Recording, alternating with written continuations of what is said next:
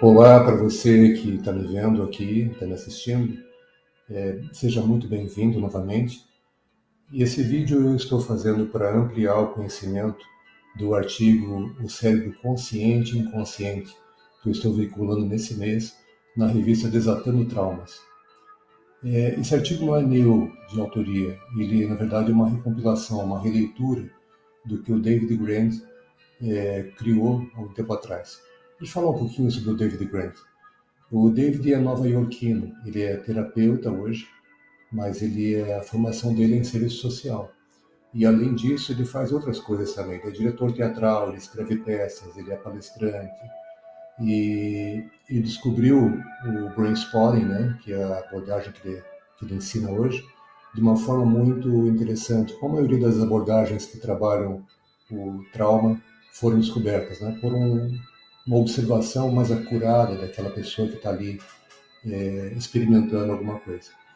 O David já era terapeuta na época, quando aconteceu isso, em 2003, e ele estava aplicando uma técnica chamada EMDR, que se baseia em movimentos bilaterais da visão, né? O olho olha para um lado, olha para o outro, e com isso vai integrando os conteúdos cerebrais, cérebro, o hemisfério esquerdo e o hemisfério direito, trazendo todas as sensações, trazendo todas aquelas coisas desagradáveis de um evento, de um tema, e fazendo com que o cérebro esquerdo, que está a parte racional, traga ali as soluções. Então as soluções estão dentro da pessoa, apenas o terapeuta faz é aflorar essa solução, né? De modo que a pessoa integre esses conteúdos. Então o David estava aplicando o MDR numa patinadora do gelo. Essa patinadora já estava em terapia com ele há 1 ano e meio, mais ou menos, com sessões de 90 minutos semanais, e ela tinha uma dificuldade, que era fazer o salto triplo. O salto triplo, para quem não conhece, é uma manobra muito comum para patinadores de gelo. E ela simplesmente não conseguia. Toda vez que ela tentava fazer essa manobra, ela caía. E o David estava trabalhando com ela diversos traumas, diversas situações da vida dela, e nunca conseguiu alcançar esse objetivo de liberar alguma coisa que estava prendendo ela nesse salto. E nessa sessão específica, onde ele descobriu o Brainspotting, o que aconteceu? Ele estava ali fazendo um movimento bilateral na frente dos olhos dela, né? E ela acompanhava com os olhos. Em um dado momento, ele percebeu que ela congelou o olhar, ela ficou com o olhar preso e não conseguiu acompanhar mais o dedo. Instintivamente, ele fez a mesma coisa, ele manteve o dedo parado na frente dela, bem naquele ponto onde ela estava olhando. E com isso, ele, sem saber, ele ancorou uma informação que estava dentro do cérebro dela, uma memória bastante difícil, muito profunda e que ela não tinha conseguido acessar antes de maneira alguma. E assim nasceu o Brainspotting, né? Alguns dias depois que ela fez essa sessão com ele, ela ligou e avisando: David, eu consegui fazer. Não só uma vez, mas diversas vezes. Toda vez que eu tentei, eu consegui. Então, aquela sessão para ela foi de uma cura muito profunda. E o que aconteceu? Ele saiu do plano horizontal, né, do plano hemisfério e foi para uma área mais profunda do cérebro, um movimento que foi lá para os cérebros mais primitivos. Nós temos três, né? Para quem não sabe, isso foi uma teoria que foi lançada em 1970, que nós temos três camadas cerebrais que são filogenéticas, ou seja, elas cresceram, elas se desenvolveram a partir do desenvolvimento nosso como espécie. Então, o primeiro é o tronco encefálico, que está ligado à coluna vertebral, né? Vamos fazer isso aqui que é um cérebro. Então, nossa coluna vertebral, no topo da medula óssea, nós temos ali uma estrutura chamada tronco encefálico.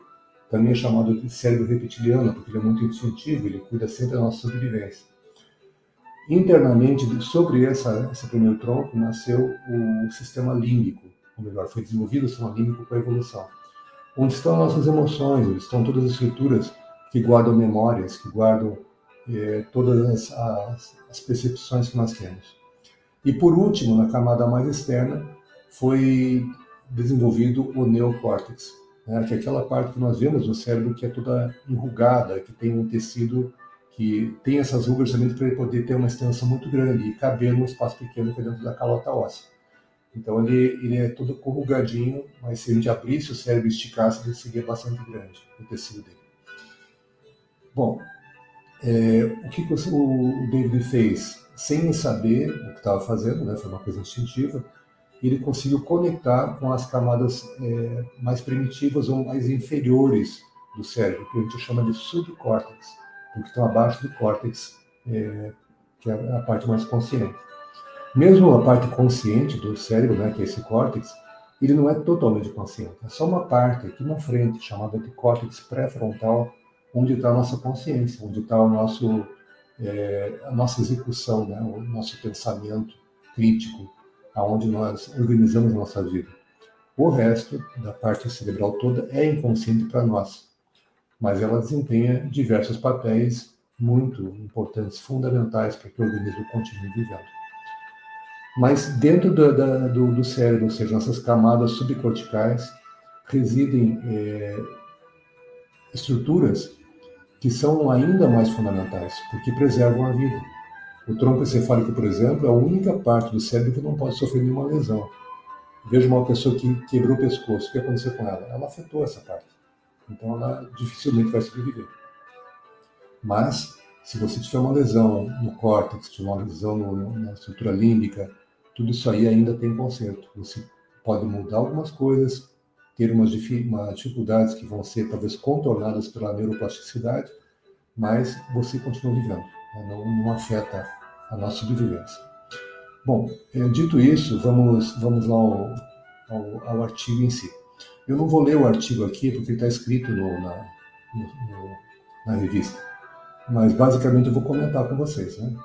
O David começa dizendo que o cérebro é um supercomputador. Então, esse supercomputador, muito potente, muito mais de qualquer computador quântico que nós estamos vendo ultimamente, ele produz até 1 quatrilhão de conexões sinápticas. O que é 1 quatrilhão? É 1 milhão de bilhões de conexões. Então, isso é mais do que as estrelas que nós temos na Via Láctea.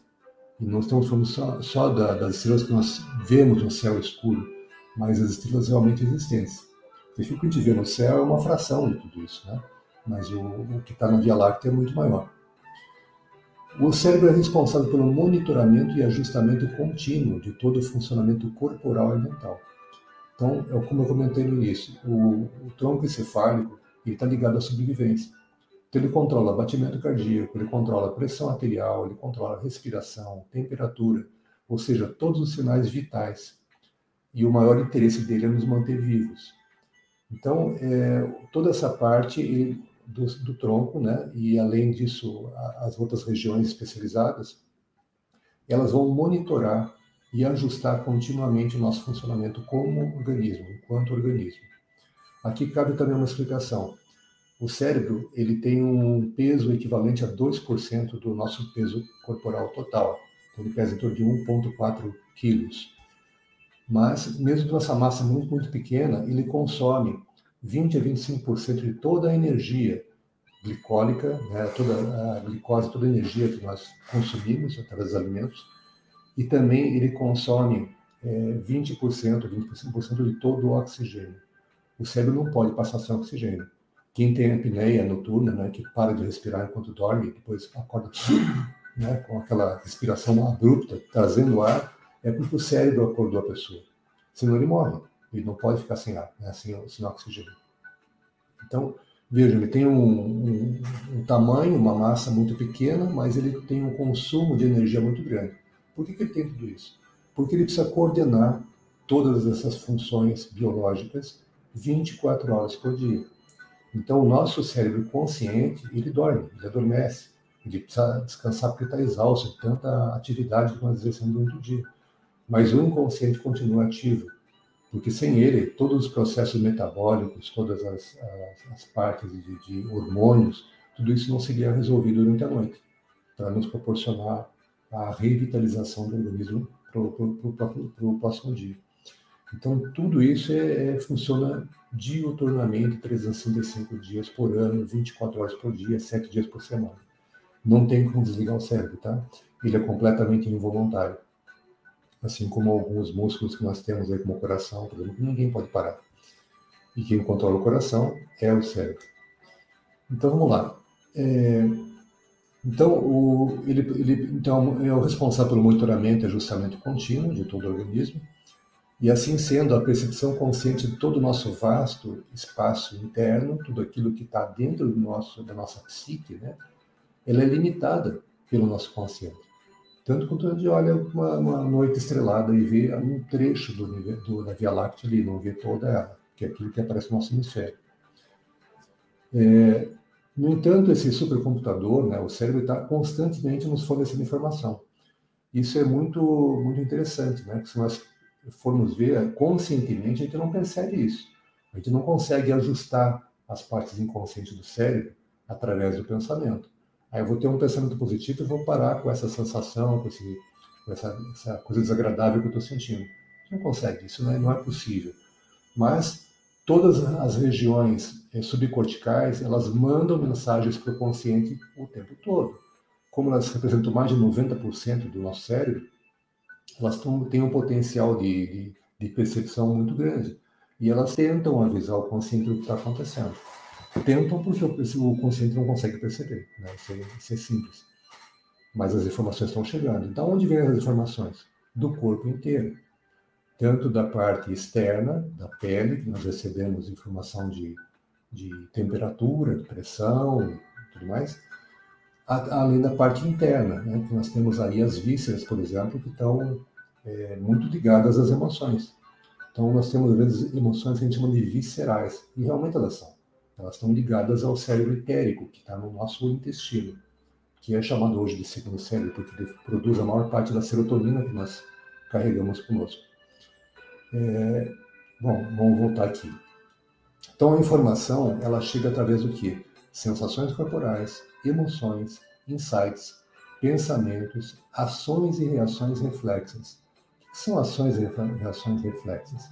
Vocês já viram que um médico, às vezes, testa o reflexo de uma pessoa, né? Ele pega um instrumento, um martelinho, e dá uns toquezinhos no joelho, e a pessoa tem uma extensão de perna, né? Ela reflete, tem uma reação reflexa àquele toque. Né? O próprio organismo, o próprio sistema nervoso faz isso de forma espontânea.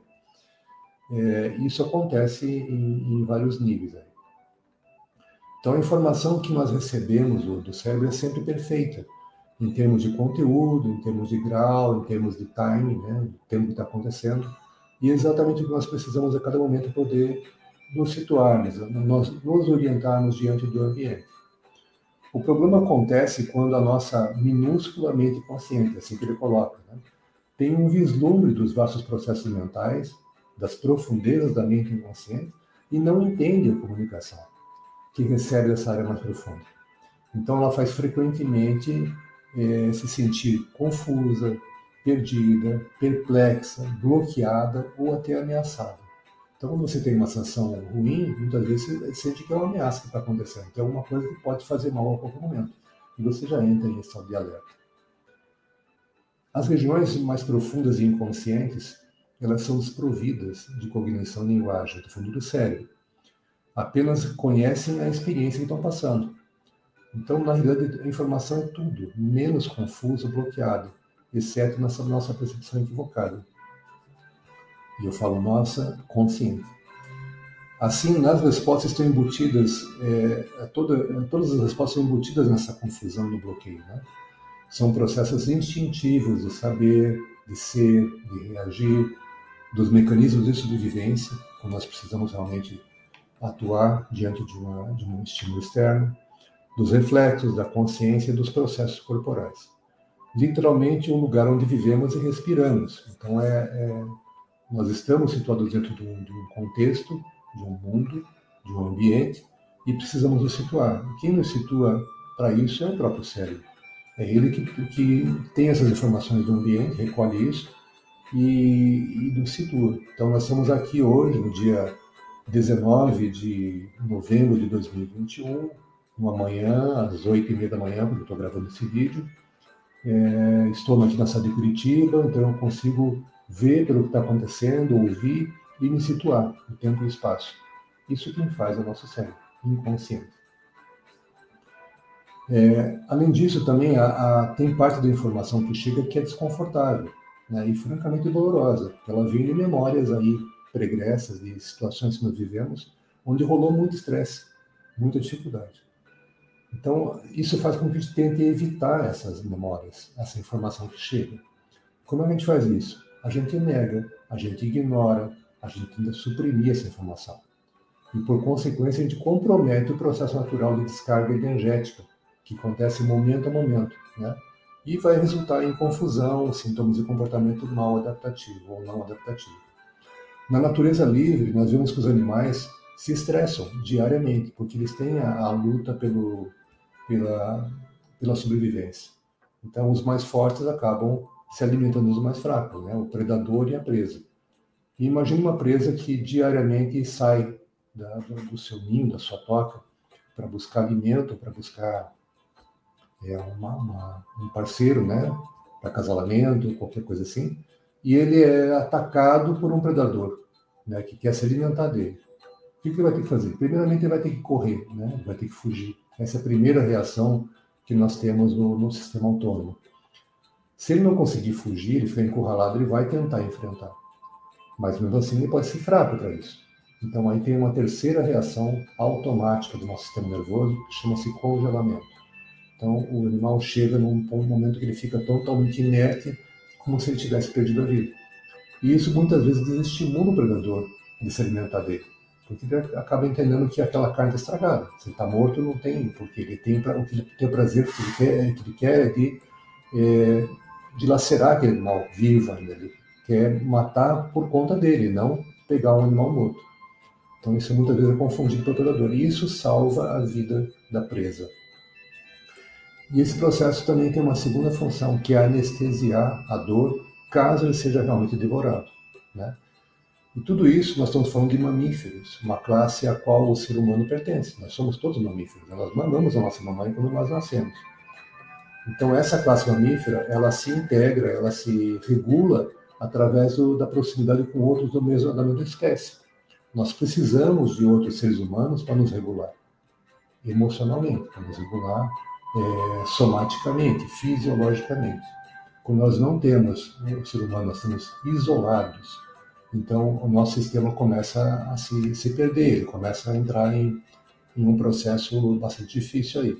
Então, é muito importante que a gente tenha essa relação olho a olho, tem que ter uma relação de sentir a energia um do outro. Porque a leitura corporal é muito mais intensa do que aquilo que nós ouvimos ou vemos. Né? Nós entendemos o corpo do outro, aquilo que está acontecendo. Então, o que acontece? Na natureza, o animal lá que é preso, ele consegue descarregar o estresse. Todo dia ele está passando por estresse, às vezes várias vezes por dia ele é perseguido. Então, qual é a intenção dele? É sobreviver, é passar mais um dia, é voltar para os seus filhotes, ou seja, fazer com que a vida continue. E ele tem mecanismos naturais para fazer esse descarregamento de energias estressantes. Ele sacode o corpo inteiro, no momento que ele sente que ele está seguro, ele sacode o corpo inteiro e essa energia vai embora. O ser humano tem uma camada a mais do que os mamíferos selvagens, ele tem o córtex, e esse córtex ele é ignorante nesses funcionamentos. E ele tenta controlar o processo e não permite que a gente faça essa regulação natural. Então ele acaba, por medo de morrer, né, no instante do congelamento ou algo assim, ele não consegue repelir essa energia que ficou gravada. E essa energia acumulada, represada no sistema nervoso, ela vai ter que sair de alguma forma. Ou ela sai na forma de sintomas, né, onde a pessoa começa a ter dores no corpo, começa a ter palpitações, começa a ter uma respiração descontrolada, começa a ter doenças, né? Tudo começa na mente, né? As doenças são geralmente psicossomáticas. Ou ele vai passar por um sistema que chama de trauma. O trauma é uma exacerbação do estresse e é uma resposta natural do organismo a algo que não é natural, algo que não acontece na normalidade, mas que aconteceu com ele. Então, o organismo responde a isso com o trauma. E o trauma o que é? É um encapsulamento de uma memória desconfortável, de algo que nós não conseguimos lidar naquele momento. Mas ela fica a todo momento tentando surgir, tentando ser resolvida. Porque o cérebro, como o resto do corpo, ele tende à autocura. Ele busca reparar aqueles danos que lhe aconteceram. Isso pode ser feito através de uma terapia, né? Uma terapia como o Brain Spotting, é uma terapia corpo-mente, que ela é fisiológica, ela trabalha dentro da fisiologia, dentro do sistema nervoso, mas ela tem consequências psicológicas, porque ela libera e reestrutura memórias que estão ali todas bagunçadas, né? E essas memórias que estão em redes separadas da memória do trabalho normal, elas se integram novamente para que a pessoa tenha um funcionamento ótimo. E o brainstorming não serve só para isso, não serve só para liberar trauma, ele serve também para liberar desempenho, performance. Então, pessoas que têm dificuldade, por exemplo, de falar em público, uma dificuldade de um esportista, né, que precisa atingir marcas cada vez superiores na sua atividade esportiva, e precisa atingir novos recordes. Então, o brainstorming pode liberar esse potencial. Um ator também, um artista de palco, um dançarino, ele pode incorporar o personagem de uma forma muito mais fluida para poder aparecer ao público e transmitir toda aquela emoção que o personagem deve transmitir. Então, o brainstorming tem várias nuances aí. E outras abordagens também fazem isso, né? Mas, como nós estamos falando do David Gray, nós estamos usando também o brainstorming como exemplo, que é a terapia que eu mais utilizo, que eu mais gosto de me aprofundar. Bom, a solução para tudo isso seria o quê? Simplesmente observar, com consciência atenta e curiosa, e dar o tempo e o espaço para ver o que acontece. Porque o cérebro tem a capacidade de se autocurar, só que às vezes precisa de ajuda. Quando ele não conseguiu fazer o processamento original daquela informação quando aconteceu, porque ela foi muito rápida, ela veio muito intensa, ela veio muito antes que ele se preparasse, ele guardou e encapsulou aquela memória. Mas quando a gente presta atenção nos sintomas, nas sensações corporais, na emoção que vem ao nós lembrarmos daquele tema, simplesmente a observação daquilo que está acontecendo, né, no nosso corpo, com consciência, uma consciência que a gente chama de focada, né, um mindfulness focado, atento e curioso. Então a gente fica sempre esperando que o organismo mostre o que vem em sequência. A gente não tenta apressar o processo, deixa que o próprio organismo se estruture. Isso acontece. Então, no prazo de uma sessão ou de algumas sessões, a gente consegue resolver um tema que às vezes a pessoa carregou a vida inteira, né? Então, o problema que nós temos não é essas experiências ruins, essas dificuldades, né, que agora nós tentamos suprimir, nós tentamos reduzir a informação para que elas não nos afetem tanto. Nós tendemos a interpretar essas nossas reações como um problema, né? Mas, na realidade, o problema é a nossa reação a essas percepções. É justamente a reação a nós não deixarmos que elas fluam, que elas apareçam e que elas encontrem o caminho de cura que está dentro de nós. Isso, naturalmente, eu estou dizendo que tem que fazer isso com o terapeuta, né? Então, esse fenômeno, que é a reação, essa dificultar o caminho natural, ele inibe o processamento natural e a liberação dos desconfortos. Então, em vez de a gente liberar, a gente acaba ficando com ele um pouco mais cronificado, principalmente no nível somático, principalmente no corpo, né? Então, reagir às nossas reações e emoções resulta em ficarmos presos, entrando numa espiral negativa. Isso, por isso que eu falei crônico, porque ele vai piorando a cada vez. Então, a diferença de dois comportamentos, né? Que é rastrear e acompanhar o que está acontecendo, ou se distrair e confundir ainda mais a nossa percepção. Nós tendemos a pressupor que todas as memórias chegam à consciência. Isso não é verdade. Tem um estudo que é reputado pela USP, eu não sei se é verdade, eu não cheguei a consultar, eu só ouvi falar, que o nosso corpo, né, ele recebe em torno de 11 milhões de bytes a cada segundo de informação. E essas informações vêm do ambiente, vêm de fora. Nós recebemos radiação, nós recebemos calor, nós recebemos frio, nós recebemos pressão, nós recebemos sons, nós recebemos imagens. Tem um monte de coisa acontecendo. Mas desses 11 milhões de bytes, 11 megabytes de informação por segundo, apenas 50 bytes chegam à nossa consciência. É apenas o que nós damos conta de poder perceber e trabalhar, né? E tocar a nossa vida. Imagine chegar a 11 milhões de bytes na nossa consciência ao mesmo tempo. Isso acontece no bebê recém-nascido. Ele está com um cérebro muito ativo, né? Todos os neurônios dele estão se desenvolvendo, estão criando sinapses para perceber o mundo. Então é muito fácil você ver que a criança está ali numa coisa, se você chamar a atenção para outra, ele muda automaticamente. Porque o cérebro está nessa, ele não tem ainda toda a coordenação, não houve ainda a poda neural para tirar o excesso. Ele ainda está muito sujeito a todos os estímulos que vêm no ambiente. Mas isso é um trecho da vida, onde está havendo um desenvolvimento neuronal. A partir do momento que ele tem uma certa idade, isso diminui. E nós chegamos depois à infância, à adolescência, à idade adulta, de uma forma muito mais controlada esses processos. Né? Então, a maioria das informações não chega na consciência, só 50 bytes chegam por segundo. O restante dos 10.999.950 bytes são tratados por quem? Pelo cérebro inconsciente, que dá a destinação adequada para cada coisa. Vê o que é importante, o que não é importante, e descarta e tal, e encaminha tudo isso. Né? Então, as informações sempre elas evaporam antes que elas cheguem na nossa consciência, porque elas vão para o inconsciente. Então, é isso que eu queria dizer para vocês. Né? Leiam lá o artigo, que está todo claro, muito mais resumido do que eu estou falando, e com esse vídeo eu busco explicar melhor essa questão, essa teoria do David. Tá? Muito obrigado por ter me ouvido e até o próximo artigo.